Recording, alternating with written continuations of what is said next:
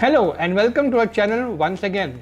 Today's video is about how to edit a portrait image in Lightroom. Lightroom is one of the most fastest software and the easiest software you can use to edit your images. Before you start to edit, keep in mind you need to keep your monitor or your laptop brightness to its fullest, because when you edit you need to understand if you're overexposing your image or you're underexposing. If you're going to keep your brightness of the laptop or your monitor 50%, 60%, 70%, it's not going to give you the correct calibration. So please make sure your brightness is at 100% and you are using a raw file to edit and not a JPEG. Raw file normally has a lot of details in it as compared to JPEG. So always shoot on raw and edit on raw. So here I have opened up my image and you can see this is an image of a small girl. I had shot this on a 50mm lens around a couple of years back. The source of light that coming on her face is from the window directly on the left hand side.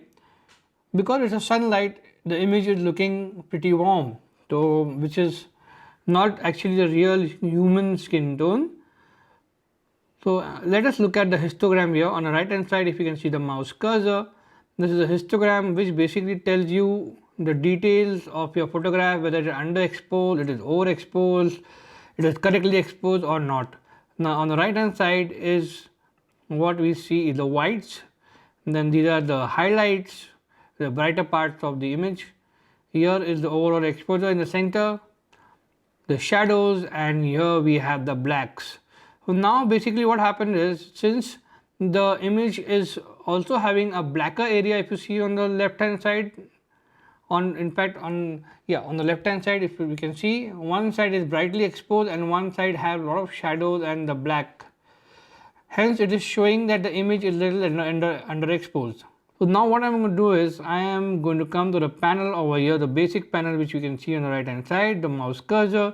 I come down to the white balance. Now what the white balance actually does is it helps you get the tones right. If I am going to slide my slider on the left, extreme left, it has made the image pretty blue, and that is called the cooler side. And if I drag it right all the way to the right hand side, it has made it very yellowish because it made it completely warm. We don't want that. Coming back to the original setting of this image, now what I'm going to do is, since the image is having a yellowish tone which is not the actual tone, I am going to slide it slightly down to where I think that I get the right. Okay, yeah, so I think this is the right image tone which I had seen then with my eyes. Now we have set the color balance to a cooler side because the image was on quite a warmer side because of the sunlight.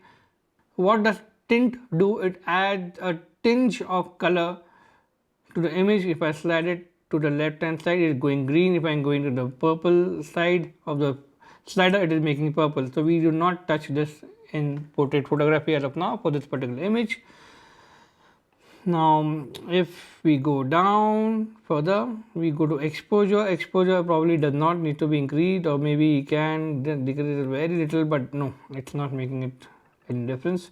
Fine, we keep the exposure as it is, and I come to my highlight and I drag it little down. If you can see, by dragging the highlight slide a little on the left and on the minus side, you can see the eyes.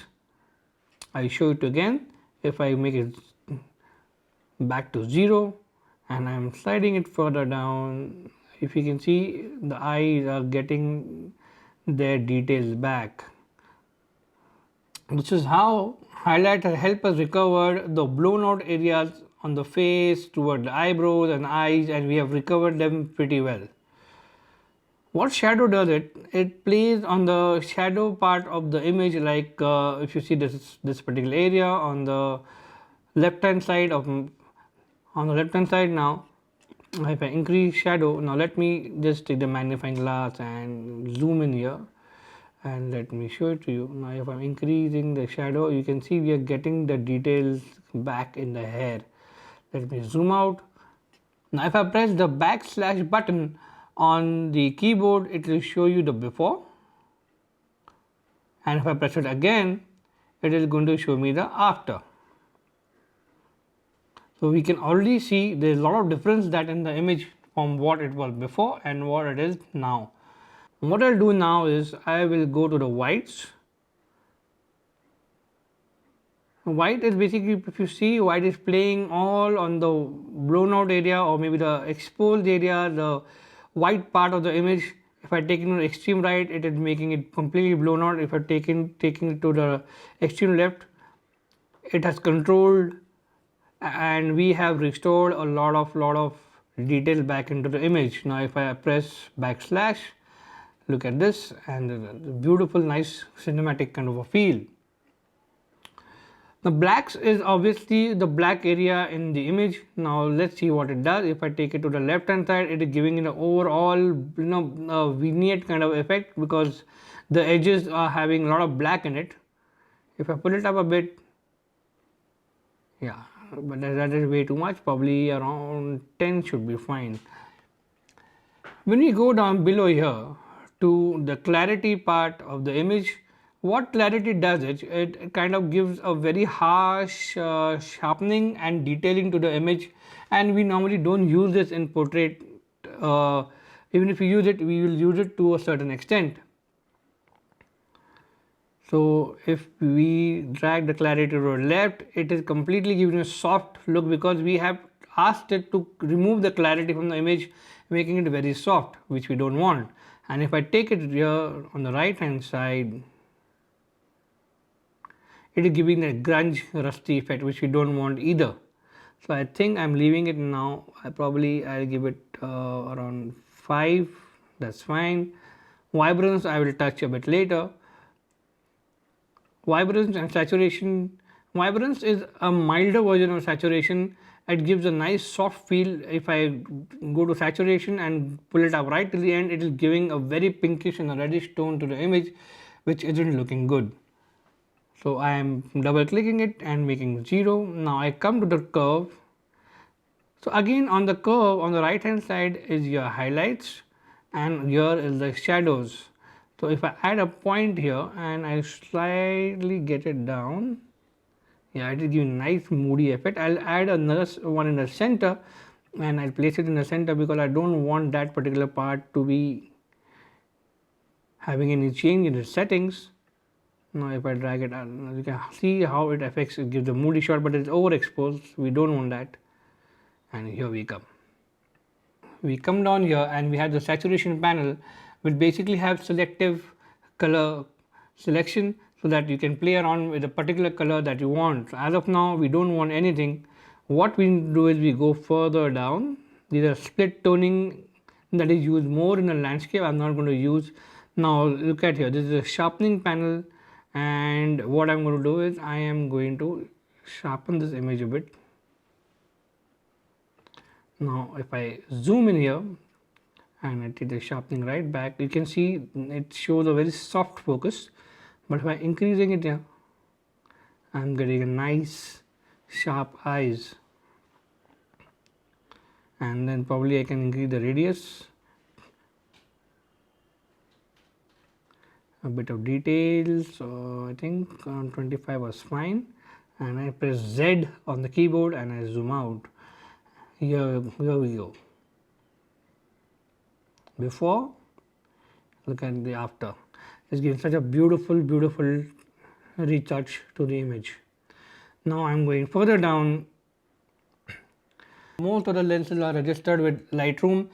So I had shot this with a Canon camera. So I'll do a basic, then I just do the basic. I'll say enable profile corrections. So, and I go to profile, it has automatically taken Canon as a make. You can see on the right hand side panel, Canon 50mm 1.8. So this helps calibrate the image quality much better. The distortion goes basically. That's how a lens correction helps. It helps you clear the distortion from the image. So if you can see amount and distortion, vignetting, we are not doing anything here as of now. Coming down to the effects panel over here. Here we go, we go to vignetting and we slightly begin to take it on the minus side because we want that the image should have focus on the face and not on the corners.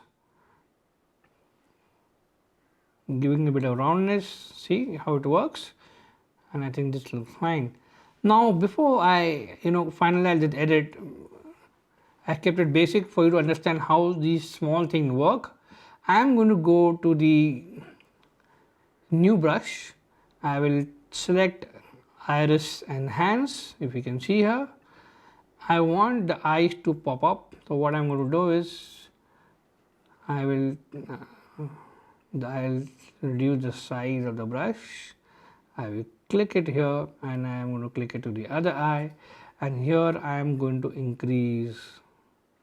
If you see, it's on the minus, on amount is on the minus, sorry, not minus, it's at 1, and I increase it. Here probably around 75 should be fine. If I press the F button on my laptop or on the keyboard, I'm going to go full zoom. So you can see how beautiful this image is looking natural, unlike what it was looking earlier. If I press the backslash button on my keyboard, look at the before and look at the after. It has given a huge difference to the image and making it absolutely natural to the eye as it would look.